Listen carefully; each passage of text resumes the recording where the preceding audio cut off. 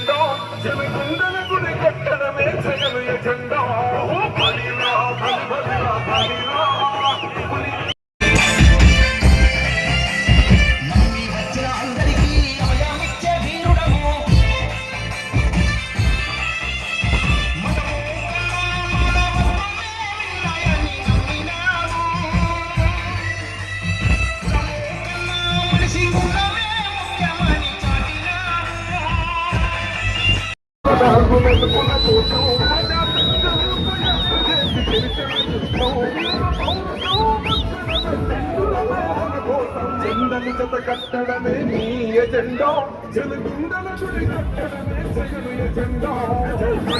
గుడి కట్టడమే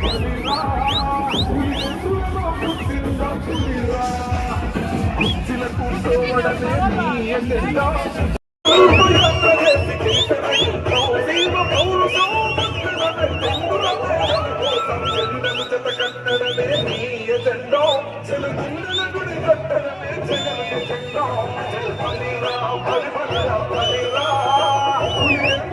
పుట్టిందా పులిరా కుర్చీల కూర్చోవడమే నీ ఎజెండా కూర్చోవడమే మీ ఎజెండా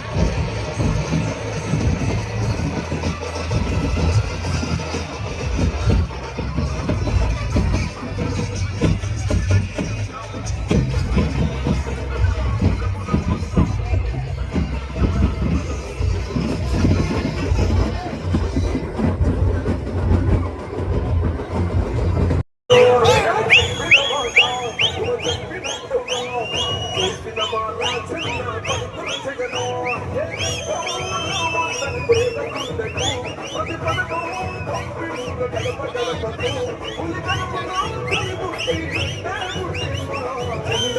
కట్టడమే నీ ఎజెండా జనగుండల గుడి కట్టడమే జగను ఎజెండా బలిరా బలిరా బలిరా పులి వెన్నులలో పుట్టైనా పులిరా కుర్చీల కూర్చోవడమే నీ ఎజెండా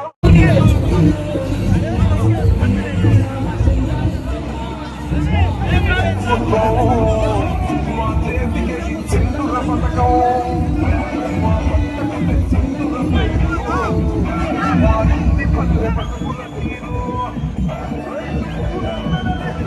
మన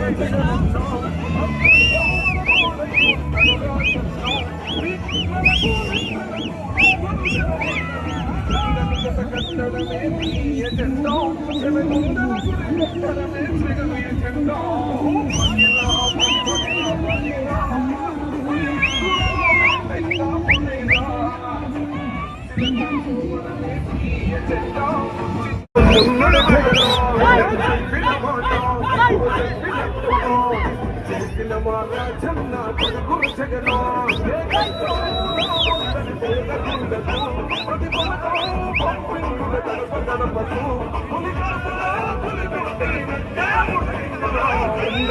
కట్టడమే నీ ఎజెండా జనగుండల గుడి కట్టడమే జగను ఎజెండా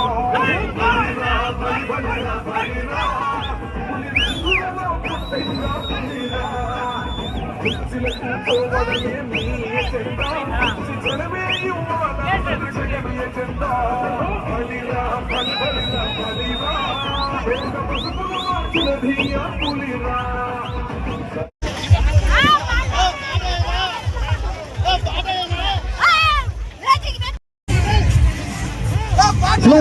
స్లో అన్నబండికి మన బండికి చాలా డిస్టెన్స్ ఉంది స్లో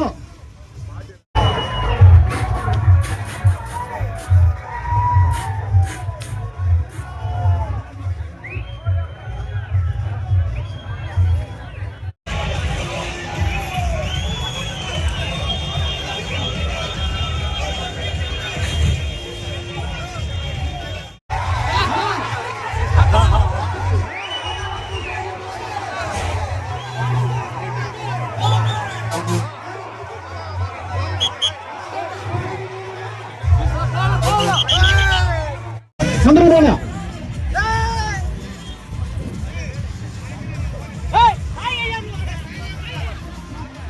బంధువులు పెట్టుకోనా మా బంధువులు పెట్టుకోబడి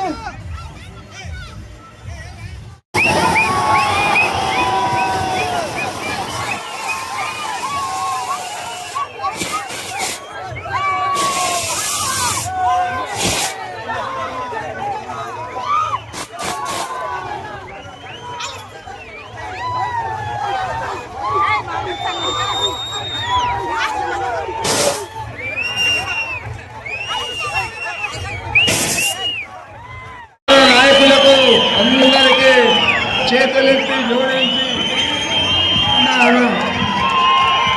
రైతులు కొంతసేపు నిశ్శబ్దంగా ఉంటే 4 మాటలు మాట్లాడుతాను. ఈరోజు మనం వైఎస్ఆర్ కాంగ్రెస్ పార్టీ తరఫున మన నాయకుడు జగన్మోహన్ రెడ్డి గారు బలపరిచిన అభ్యర్థిగా నేను శాసనసభకు నామినేషన్ వేస్తూ ఉన్నాను. వారికి విచ్చేసిన మీ అందరికీ శతకోటి వందనాలు. మీకంతా తెలుసు, మన నాయకుడు చెప్పిన మాటలన్నీ కూడా నెరవేర్చి ఈరోజు తిరిగి మళ్ళా ఎన్నికలకు వస్తా ఉన్నాం. అదే చంద్రబాబు నాయుడు అయితే 2014లో 600 హామీలు చెప్పి ఏది కూడా నెరవేర్చకుండా ఈరోజు తిరిగి మళ్ళా 6 గ్యారంటీలు అని వస్తా ఉన్నాడు. మీ భవిష్యత్తుకు నీ గ్యారంటీ అంటూ ఉన్నాడు. ఇతర మాటలు గతంలో నేను మోసపోయాను, ఇప్పుడు తిరిగి మళ్ళా మనం మోసపోయే పరిస్థితి ఉండకూడదు. అందుచేతే ఏది చెప్తాడో ఏది చెప్పాడో అది చేశాడు మన నాయకుడు జగన్మోహన్ రెడ్డి గారు. జగన్మోహన్ రెడ్డి గారు చెప్పింది చేశాడు కాబట్టి ఆయనకు అండదండగా నిలుద్దాం. ఆయన మళ్ళా ముఖ్యమంత్రి ఏ విధంగా మన ప్రాంతంలో నన్నే కాదు మన జిల్లాలో అందరినీ కూడా మనం గెలిపించుకుందామని చెప్పి నేను మనవి చేస్తా ఉన్నాను. ఈరోజు రాష్ట్రం మొత్తం మీద రాయలసీమ జిల్లాలో చూస్తూ ఉన్నారు. మన రాయలసీమలో ప్రభుత్వం ఏర్పాటు ఇప్పటికే అన్ని సర్వేలు కూడా మనకు అనుకూలంగా ఉన్నాయి. 2019లో వచ్చిన 150 స్థానాల కంటే ఎక్కువ స్థానాలు మనం తెచ్చుకోగలుగుతా ఉన్నాం. మనమందరూ కూడా సైనికులుగా పనిచేయాలా.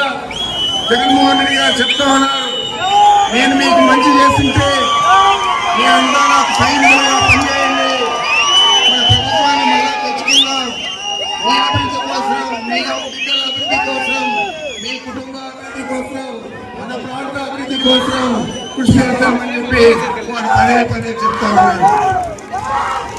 మరి ఇక్కడ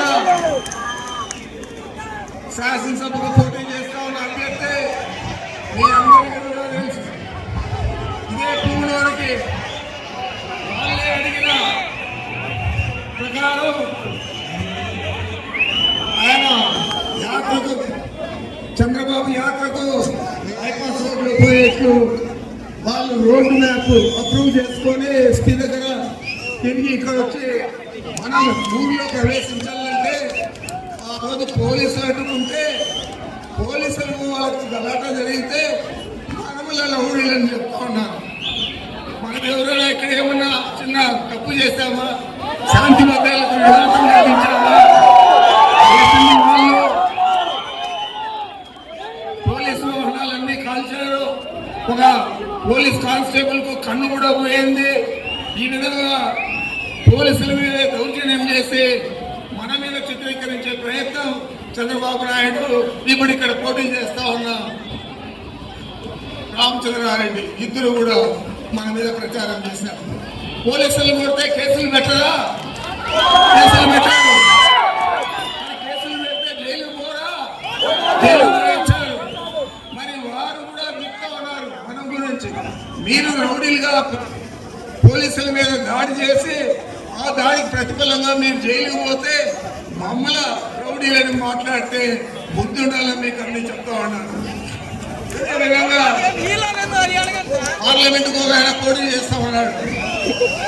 అసెంబ్లీలోనే చెప్పుకున్నాడు, నేను తెలంగాణలో పుట్టి పెరిగాను, తెలంగాణ వాసిని, మళ్ళీ ఏ మొహం పెట్టుకొని ఇక్కడి నుంచి పోటీ చేస్తా ఉన్నాడు పార్లమెంట్కి అడుగుతా ఉన్నారు.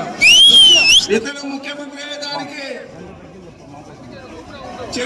అక్కడ చిదంబరం గారిని కాళ్ళు పట్టుకొని లేనిపోని కుట్రలన్నీ చేసి జగన్మోహన్ రెడ్డి గారి మీద నాకు ముఖ్యమంత్రి పదవి ఇస్తే జగన్మోహన్ రెడ్డి గారిని అరెస్ట్ చేశారు, పార్టీ కట్టినారు అని చెప్పారు. అదేవిధంగా రాష్ట్రం విడిపోయేదానికి నేను సహకరిస్తాను అన్నాడు. వాళ్ళ పార్టీ ఏమో సమైక్య ఆంధ్ర పార్టీ, కొత్తేమో చెప్పులు మెడకేసుకోవడం, పోటీ చేసి దారుణంగా ఓడిపోయి ఈరోజు మళ్ళా 10 సంవత్సరాల తర్వాత వచ్చి నేనున్నాను, నేను పోటీ చేస్తానని వచ్చాడు.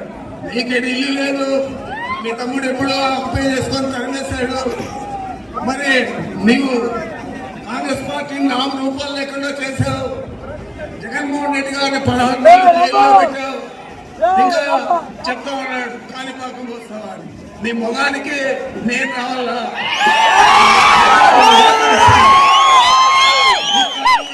కాదు, నేను సోనియా గాంధీ కాళ్ళు పట్టుకోలేదు, నువ్వు ఆడబోయి కాళ్ళు పట్టుకొని ముఖ్యమంత్రి అయ్యావు. సిగ్గు లేకుండా ఈరోజు కాళ్ళు పట్టుకున్నాడని మాట్లాడతావు. నీకు నాకు మా తమ్ముడు భాస్కర్ రెడ్డి గారు ఉన్నప్పటి నుంచి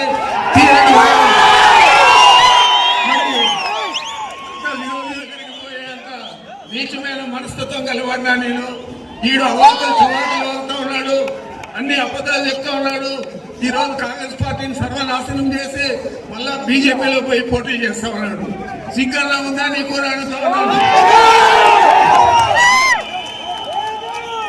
పుట్టబద్దలు సత్యసాయి బాబా చనిపోతే వారం 10 రోజుల శవాన్ని అట్లే పెట్టుకొని లారీలతో బంగారు నగలు డబ్బులు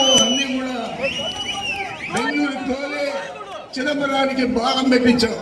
నువ్వు కూడా దోచుకున్నావు. దోచుకోవడమే నీ పని అయితే ఈరోజు ఏ ముఖం పెట్టుకొని మన జిల్లాకు వచ్చాడు, పోటీ చేస్తా ఉన్నాడు. అందుకే మేము అందరినీ అడుగుతా ఉన్నా, నాకు ఒక ఓటు తగ్గినా పర్వాలేదు,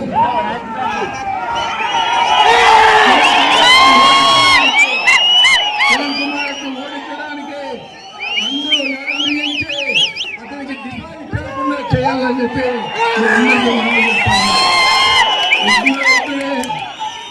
ఒకడేమో రౌడీజం చేసి మన మీద రుద్దాడు, ఇంకొకడేమో అన్ని అవినీతి పనులు చేసి ఈరోజు అవాకులు చవాకులు వాగుతూ ఉన్నాడు.